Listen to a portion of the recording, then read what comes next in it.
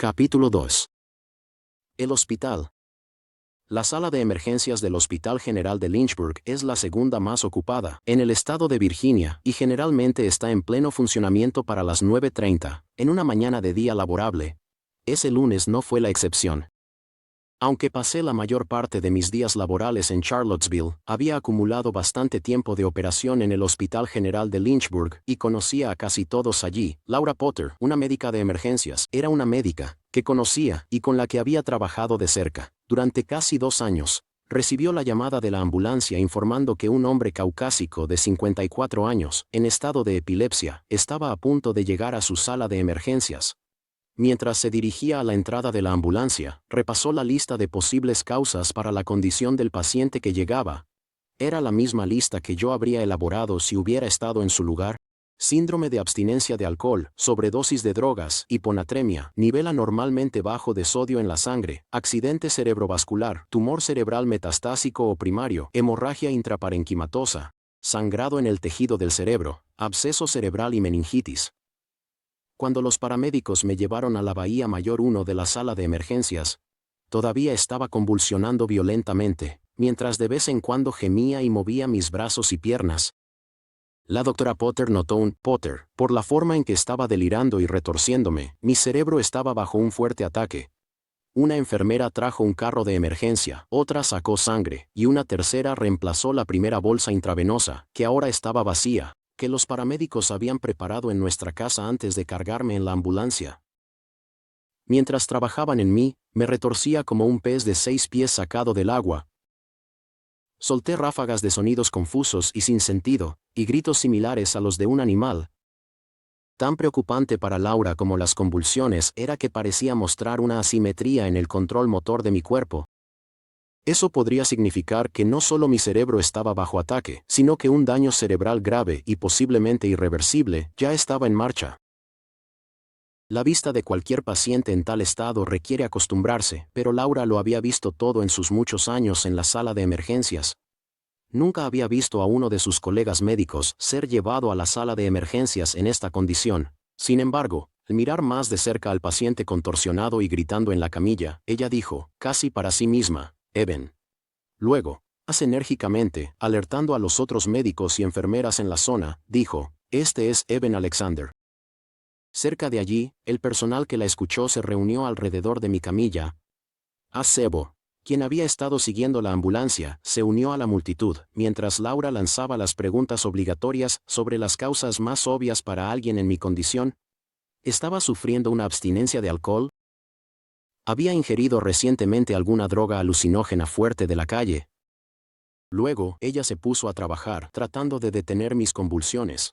En los últimos meses, Eben, de 4 años, me había estado sometiendo a un riguroso programa de acondicionamiento para una planeada escalada padre-hijo en el monte Cotopaxi, que tiene 19.300 pies de altura, que había escalado el febrero anterior. El programa había aumentado considerablemente mi fuerza, lo que hacía que fuera mucho más difícil para los ordenanzas intentar sujetarme. 5 minutos y 15 miligramos de diazepam intravenoso después, seguía delirando y todavía intentaba luchar contra todos. Pero para el alivio del doctor, el alivio de Potter, al menos ahora estaba luchando con ambos lados de mi cuerpo. Holly le contó a Laura sobre el fuerte dolor de cabeza que había tenido antes de que entrara en convulsión, lo que llevó al doctor Potter para darme un Dr. Potter para realizar una punción lumbar, un procedimiento en el que se extrae una pequeña cantidad de líquido cefalorraquídeo de la base de la columna. El líquido cefalorraquídeo es una sustancia clara y acuosa que recorre la superficie de la médula espinal y recubre el cerebro, protegiéndolo de impactos. Un cuerpo humano normal y saludable produce alrededor de 1 litro de líquido al día, y cualquier disminución en la claridad del líquido indica que ha ocurrido una infección o una hemorragia. A esta infección se le llama meningitis. La inflamación de las meninges, las membranas que recubren el interior de la columna y el cráneo, y que están en contacto directo con el líquido cefalorraquídeo. En 4 de cada 5 casos, un virus causa la enfermedad. La meningitis viral puede enfermar bastante a un paciente, pero solo es fatal en aproximadamente el 1% de los casos. Sin embargo, en 1 de cada 5 casos, las bacterias causan meningitis. Las bacterias, al ser más primitivas que los virus, pueden ser un enemigo más peligroso. Los casos de meningitis bacteriana son uniformemente fatales si no se tratan. Incluso cuando se trata rápidamente con los antibióticos apropiados, la tasa de mortalidad varía del 15 al 40%. Uno de los culpables menos probables de la meningitis bacteriana en adultos es una bacteria muy antigua y muy resistente llamada Escherichia coli, más conocida simplemente como E. coli. Tiene entre 3 y 4 mil millones de años. Este organismo carece de núcleo y se reproduce por fisión binaria asexual. El organismo no tiene núcleo y se reproduce mediante el proceso primitivo pero extremadamente eficiente conocido como fisión binaria asexual. En otras palabras, dividiéndose en dos. Imagina una célula llena, esencialmente, de ADN, que puede absorber nutrientes, generalmente de otras células, que ataca y absorbe, directamente, a través de su pared celular. Entonces, imagina que puede copiar simultáneamente varias hebras de ADN y dividirse en dos células hijas cada 20 minutos más o menos. En una hora tendrás 8 de ellos. En 12 horas 69 mil millones. Para la hora 15 tendrás 35 billones. Este crecimiento explosivo solo se desacelera cuando su alimento comienza a escasear. Las coli también son muy promiscuas. Pueden intercambiar genes con otras especies bacterianas mediante conjugación bacteriana, permitiendo a E. coli adquirir rápidamente características como resistencia a antibióticos. Esta estrategia ha mantenido a E. coli en el planeta desde los inicios de la vida unicelular. Coli en el planeta desde los primeros días de la vida unicelular. Todos tenemos E. coli que residen dentro de nosotros, principalmente en nuestro tracto gastrointestinal. En condiciones normales, esto no representa ninguna amenaza para nosotros. Pero cuando variedades de E. coli que han adquirido hebras de ADN que las hacen especialmente agresivas, invaden el líquido cefalorraquídeo alrededor de la médula espinal y el cerebro, las células primitivas comienzan a devorar inmediatamente la glucosa en el líquido y cualquier otra cosa que esté disponible para consumir, incluyendo el propio cerebro. Nadie en la sala de emergencias en ese momento pensó que tenía meningitis por E. coli. No tenían razón para sospecharlo. La enfermedad es astronómicamente rara en adultos. Los recién nacidos son las víctimas más comunes, pero los casos de bebés mayores de 3 meses que la padecen son extremadamente raros. Menos de 1 de cada 10 millones de adultos contrae la enfermedad de forma espontánea cada año. En los casos de meningitis bacteriana, las bacterias atacan primero la capa externa del cerebro, o corteza. La palabra corteza proviene de una palabra latina que significa cáscara o corteza.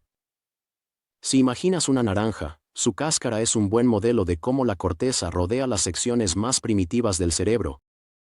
La corteza es responsable de la memoria, el lenguaje, la emoción, la conciencia visual y auditiva, y la lógica. Así que cuando el E. coli ataca el cerebro, el daño inicial es a las áreas que realizan las funciones más cruciales para mantener nuestras cualidades humanas. Muchas víctimas de meningitis bacteriana mueren en los primeros días de su enfermedad. De aquellos que llegan a una sala de emergencias con un rápido deterioro de la función neurológica, como me pasó a mí, solo el 10% tiene la suerte de sobrevivir. Sin embargo, su suerte es limitada, ya que muchos de ellos pasarán el resto de sus vidas en un estado vegetativo. Sin embargo, ella no sospechaba de E. coli meningitis DRA. La doctora Potter pensó que podría tener algún tipo de infección cerebral, por eso decidió hacerme una punción lumbar. Justo cuando le estaba diciendo a una de las enfermeras que le trajera un carrito para la punción lumbar y me preparara para el procedimiento, mi cuerpo se levantó como si mi camilla hubiera sido electrificada. Con una nueva explosión de energía, solté un largo y agonizado gemido, arqueé la espalda y agité los brazos en el aire. Mi cara estaba roja y las venas de mi cuello se hinchaban de manera loca. Laura gritó pidiendo más ayuda, y pronto llegaron 2, luego 4. Y finalmente, 6 asistentes estaban luchando para mantenerme inmóvil para el procedimiento. Forzaron mi cuerpo a una posición fetal, mientras Laura administraba más sedantes. Finalmente, pudieron hacerme lo suficientemente inmóvil para que la aguja penetrara en la base de mi columna. Cuando las bacterias atacan, el cuerpo entra inmediatamente en modo de defensa, enviando tropas de choque de glóbulos blancos desde sus cuarteles en el vaso y la médula ósea para combatir a los invasores. Son las primeras víctimas en la masiva guerra celular que ocurre cada vez que un agente biológico extranjero invade el cuerpo. Y la doctora Potter sabía que cualquier falta de claridad en mi líquido cefalorraquídeo sería causada por mis glóbulos blancos. La doctora Potter se inclinó y se concentró en el manómetro, el tubo vertical transparente del que emergería el líquido cefalorraquídeo. La primera sorpresa de Laura fue que el líquido no goteaba, sino que salía a chorros, debido a una presión peligrosamente alta. Su segunda sorpresa fue la apariencia del líquido. La más mínima opacidad le diría que estaba en serios problemas. Lo que salió disparado hacia el manómetro era viscoso y blanco, con un sutil matiz de verde. Mi líquido espinal estaba lleno de pus. Capítulo 3. De la nada. Potter paginó el Dr. Robert Brennan, uno de sus asociados en el Hospital General de Lynchburg y especialista en enfermedades infecciosas. Mientras esperaban que llegaran más resultados de las pruebas de los laboratorios adyacentes, consideraron todas las posibilidades diagnósticas y las opciones terapéuticas. Minuto a minuto, a medida que llegaban los resultados de las pruebas, seguía quejándome y retorciéndome bajo las correas de mi camilla. Se estaba formando una imagen cada vez más desconcertante. La tinción de Gram, una prueba química, nombrada así por un médico danés que inventó el método que permite a los doctores clasificar una bacteria invasora como Gram negativa o Gram positiva, volvió indicando varillas Gram negativas, lo cual era muy inusual. Mientras tanto, una tomografía computarizada, TC. Mi cabeza mostró que la membrana meningea de mi cerebro estaba peligrosamente hinchada e inflamada. Se me colocó un tubo de respiración en la tráquea, permitiendo que un ventilador asumiera la tarea de respirar por mí, 12 respiraciones por minuto, exactamente, y se instaló una batería de monitores alrededor de mi cama para registrar cada movimiento dentro de mi cuerpo y mi cerebro, que ahora estaba casi destruido. De los muy pocos adultos que contraen espontáneamente meningitis colibacteriana, es decir, sin cirugía cerebral o trauma penetrante en la cabeza, cada año, la mayoría lo hace debido a alguna causa tangible, como una deficiencia en su sistema inmunológico, a menudo causada por el VIH o el SIDA. Pero no tenía ningún factor que me hubiera hecho susceptible a la enfermedad. Otras bacterias pueden causar meningitis al invadir las fosas nasales, los senos paranasales o el oído medio adyacentes, pero no E. coli. El espacio cerebroespinal está demasiado bien sellado del resto del cuerpo para que eso suceda, a menos que la columna vertebral o el cráneo sean perforados por un estimulador cerebral profundo contaminado o un derivador instalado por un neurocirujano. Por ejemplo, bacterias como E. coli y coli E. coli que normalmente reside en el intestino, simplemente no tiene acceso a esa área. Yo mismo había instalado cientos de derivadores y estimuladores en los cerebros de pacientes, y si hubiera podido discutir el asunto, habría estado de acuerdo con mis médicos de la extremidad que, para decirlo de manera simple, tenía una enfermedad que era prácticamente imposible que yo tuviera, aún incapaz de aceptar completamente la evidencia que se presentaba a partir de los resultados de las pruebas. Los dos doctores hicieron llamadas a expertos en enfermedades infecciosas en importantes centros médicos académicos. Todos coincidieron en que los resultados apuntaban a un solo diagnóstico posible. Pero contraer un caso de meningitis colibacteriana severa de la nada no fue la única hazaña médica extraña que realicé ese primer día en el hospital. En los momentos finales antes de salir de la sala de emergencias, y después de 2 horas seguidas de aullidos guturales y gemidos, me quedé en silencio. Entonces, de la nada, grité 3 palabras. Eran cristalinas y las escucharon todos los doctores y enfermeras presentes, así como Holly, que estaba a unos pasos de distancia, justo al otro lado de la cortina. Dios, ayúdame. Todos se apresuraron hacia la camilla. Para cuando llegaron a mí, estaba completamente inconsciente. No tengo recuerdo de mi tiempo en la sala de emergencias, incluyendo esas 3 palabras que grité. Pero fueron las últimas que pronunciaría durante los siguientes 7 días. Capítulo 4. Ébano. Una vez en la Bahía Mayor 1, continué en declive. El nivel de glucosa en el líquido cefalorraquídeo de una persona sana y normal es de alrededor de 80 miligramos por decilitro. Una persona extremadamente enferma, en inminente peligro de morir por meningitis bacteriana, puede tener un nivel tan bajo como 20 miligramos por dl. Tenía un nivel de glucosa en el líquido cefalorraquídeo de 1. Mi escala de coma de Glasgow era de 8/15, lo que indicaba una enfermedad cerebral severa, y continuó en declive durante los siguientes días. Mi puntuación Apache 2, evaluación de fisiología aguda y salud crónica, en la sala de emergencias fue de 18 de un posible 71. Lo que indica que las posibilidades de que muriera durante esa hospitalización eran de aproximadamente el 30%, más específicamente, dado mi diagnóstico de meningitis bacteriana gram-negativa aguda y el rápido deterioro neurológico. Al principio, tenía, en el mejor de los casos, solo alrededor de un 10% de posibilidades de sobrevivir a mi enfermedad cuando fui admitido en la sala de emergencias. Si los antibióticos no hacían efecto, el riesgo de mortalidad aumentaría constantemente en los próximos días, hasta alcanzar un 100% innegociable. Los doctores cargaron mi cuerpo con 3 potentes antibióticos intravenosos antes de enviarme a mi nuevo hogar, una gran habitación privada. Número 10. En la unidad de cuidados intensivos médicos, un piso arriba de la sala de emergencias. Había estado en estas unidades de cuidados intensivos muchas veces como cirujano. Son donde se colocan a los pacientes más gravemente enfermos, personas a solo unos centímetros de la muerte, para que varios profesionales médicos puedan trabajar en ellos simultáneamente. Un equipo así, luchando en completa coordinación para mantener a un paciente con vida cuando todas las probabilidades están en su contra, es una vista impresionante. Sentí tanto un enorme orgullo como una brutal decepción en esas salas. Dependía de si el paciente por el que luchábamos por salvar lograba sobrevivir o se nos escapaba de las manos. Draw, Brennan y el resto de los doctores se mantuvieron lo más optimistas posible con Holly, dadas las circunstancias. Esto no permitía que estuvieran en absoluto optimistas. La verdad era que estaba en un riesgo significativo de morir muy pronto. Incluso si no moría, las bacterias que atacaban mi cerebro probablemente ya habían devorado suficiente de mi corteza como para comprometer cualquier actividad cerebral superior.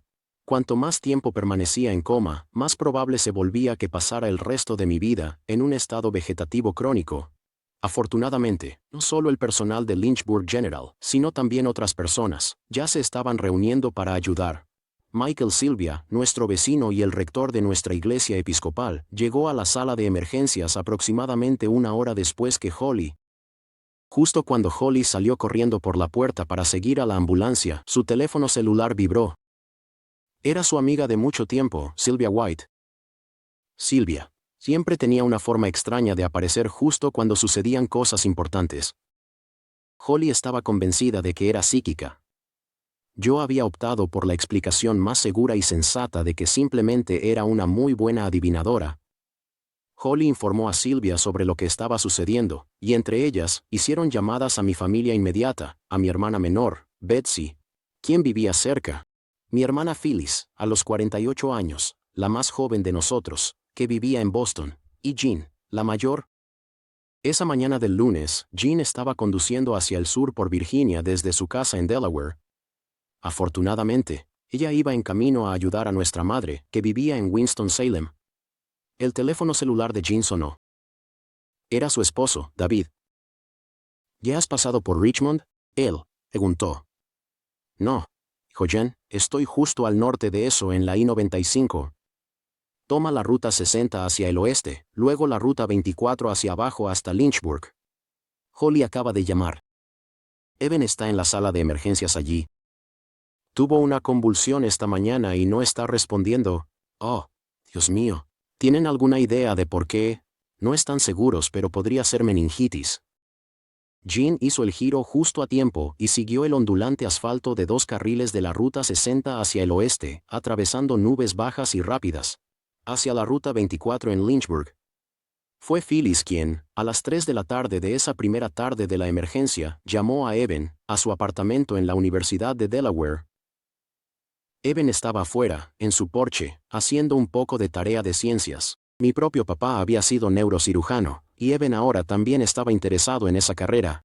Cuando sonó su teléfono, Phyllis le dio un resumen rápido de la situación, y le dijo que no se preocupara, que los doctores tenían todo bajo control. ¿Tienen alguna idea de qué podría ser? Evan preguntó. Bueno, mencionaron bacterias gram negativas y meningitis. Tengo 2 exámenes en los próximos días. Así que voy a dejar algunos mensajes rápidos con mis profesores, dijo Evan. Más tarde, Evan me dijo que, al principio, era reacio a creer que estaba en un peligro tan grave como Phyllis había indicado, ya que ella y Holly siempre exageraban las cosas, y yo nunca me enfermaba. Pero cuando Michael Sylvia lo llamó por teléfono una hora después, se dio cuenta de que necesitaba hacer el viaje de inmediato. Mientras Evan conducía hacia Virginia, comenzó a caer una lluvia helada y golpeadora. Phyllis había salido de Boston a las 6 en punto, y mientras Evan se dirigía hacia el puente I-495 sobre el río Potomac hacia Virginia, ella estaba atravesando las nubes en lo alto. Ella aterrizó en Richmond, alquiló un coche y se metió en la Ruta 60 ella misma. Cuando estaba a solo unas millas de Lynchburg, Evan llamó a Holly. ¿Cómo está Bond? Él preguntó. Dormido, dijo Holly, entonces voy a ir directo al hospital. Dijo Evan. ¿Estás seguro de que no quieres venir a casa primero? No, dijo Evan, solo quiero ver a papá. Evan llegó a la unidad de cuidados intensivos médicos a las 11:15 p.m. La pasarela hacia el hospital comenzaba a congelarse. Y cuando entró en las brillantes luces del área de recepción, solo vio a una enfermera de recepción nocturna. Ella lo llevó a mi cama de la UCI.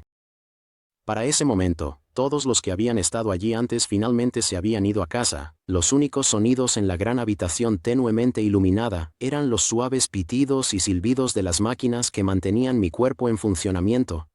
Evan se congeló en la puerta cuando me vio. En sus 20 años, nunca me había visto con más que un resfriado. Ahora, a pesar de todas las máquinas haciendo su mejor esfuerzo para que pareciera lo contrario, él estaba mirando lo que sabía que era, esencialmente, un cadáver. Mi cuerpo físico estaba allí frente a él, pero el papá que conocía ya no estaba. O quizás una mejor palabra para usar es, en otro lugar. Capítulo 4. Ébano. Una vez en la Bahía Mayor 1 continué en declive, el líquido cefalorraquídeo, LCR. El nivel de glucosa de una persona sana y normal está alrededor de 80 miligramos por decilitro. Una persona extremadamente enferma en inminente peligro de morir por meningitis bacteriana puede tener un nivel tan bajo como 20 miligramos por dl. Tenía un nivel de glucosa en el LCR de 1.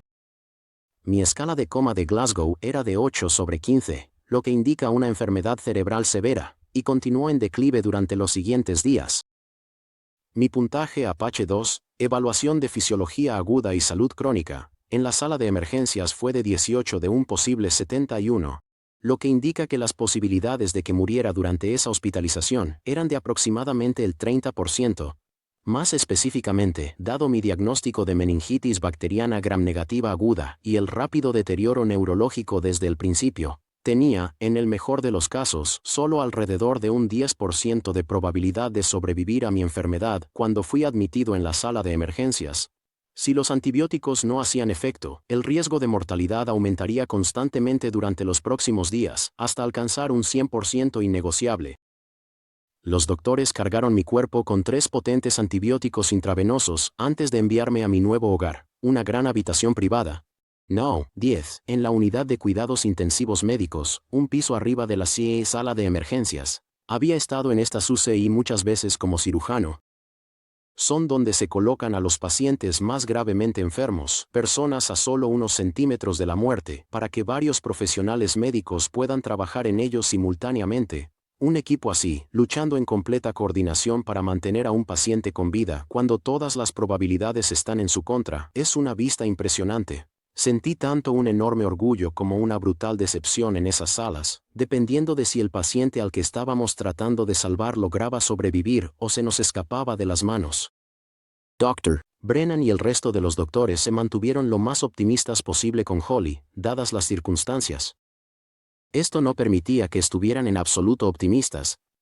La verdad era que estaba en un riesgo significativo de morir, muy pronto. Incluso si no moría, las bacterias que atacaban mi cerebro probablemente ya habían devorado suficiente de mi corteza como para comprometer cualquier actividad cerebral superior. Cuanto más tiempo permanecía en coma, más probable se volvía que pasara el resto de mi vida en un estado vegetativo crónico.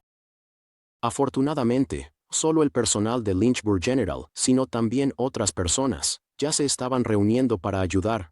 Michael Sylvia, nuestro vecino y el rector de nuestra iglesia episcopal, llegó a la sala de emergencias aproximadamente una hora después que Holly.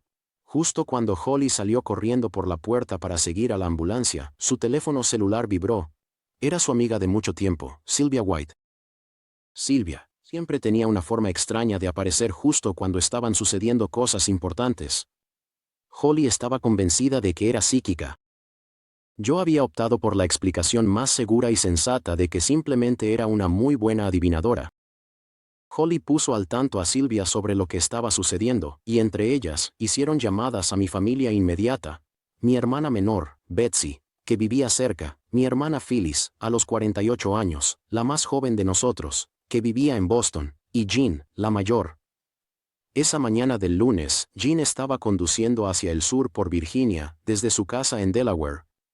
Afortunadamente, ya iba en camino a ayudar a nuestra madre, que vivía en Winston-Salem. El teléfono celular de Jean sonó. Era su esposo, David. ¿Ya has pasado por Richmond? Él preguntó. No, dijo Jean, estoy justo al norte de eso, en la I-95. Toma la ruta 60 hacia el oeste, luego la ruta 24 hacia abajo hasta Lynchburg. Holly acaba de llamar. Evan está en la sala de emergencias allí. Tuvo una convulsión esta mañana y no está respondiendo. Oh, Dios mío. ¿Tienen alguna idea de por qué? No están seguros, pero podría ser meningitis. Jean hizo el giro justo a tiempo y siguió el ondulante asfalto de 2 carriles de la ruta 60 hacia el oeste, atravesando nubes bajas y rápidas, en dirección a la ruta 24 en Lynchburg. Fue Phyllis quien, a las 3 de la tarde de esa primera tarde de la emergencia, llamó a Evan, a su apartamento en la Universidad de Delaware. Evan estaba afuera, en su porche, haciendo un poco de tarea de ciencias. Mi propio papá había sido neurocirujano, y Evan también estaba interesado en esa carrera ahora, cuando sonó su teléfono. Phyllis le dio un resumen rápido de la situación y le dijo que no se preocupara, que los doctores tenían todo bajo control. ¿Tienen alguna idea de qué podría ser? Evan preguntó. Bueno, mencionaron bacterias gram-negativas y meningitis. Tengo 2 exámenes en los próximos días, así que voy a dejar algunos mensajes rápidos con mis profesores, dijo Evan. Evan me dijo que dudaba del peligro. Pero cuando lo llamaron, necesitaba viajar de inmediato. Ya que ella y Holly siempre exageraban las cosas, y yo nunca me enfermaba. Pero cuando Michael Sylvia lo llamó por teléfono una hora después, se dio cuenta de que necesitaba hacer el viaje hacia abajo, de inmediato, mientras Evan conducía hacia Virginia. Comenzó a caer una lluvia helada y golpeadora. Phyllis había salido de Boston a las 6 en punto, y mientras Evan se dirigía hacia la I-495, Phyllis estaba en un estado de aturdimiento. Puente sobre el río Potomac hacia Virginia, ella estaba atravesando las nubes arriba.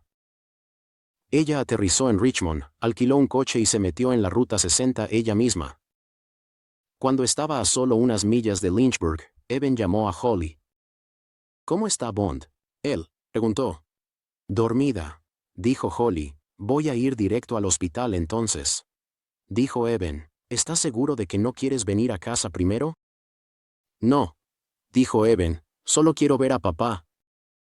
Evan llegó a la unidad de cuidados intensivos médicos a las 11:15 p.m. La pasarela hacia el hospital comenzaba a congelarse, y cuando entró en las brillantes luces del área de recepción, solo vio a una enfermera de recepción nocturna. Ella lo llevó a mi cama de la UCI. Para ese momento, todos los que habían estado allí antes finalmente se habían ido a casa. Los únicos sonidos en la gran habitación tenuemente iluminada eran los suaves pitidos y silbidos de las máquinas que mantenían mi cuerpo en funcionamiento. Evan se congeló en la puerta cuando me vio. En sus 20 años nunca me había visto con más que un resfriado. Ahora, a pesar de todas las máquinas haciendo su mejor esfuerzo para que pareciera lo contrario, él estaba mirando lo que sabía que era, esencialmente, un cadáver. Mi cuerpo físico estaba allí frente a él, pero el papá que él conocía ya no estaba. O quizás una mejor palabra para usar es, en otro lugar.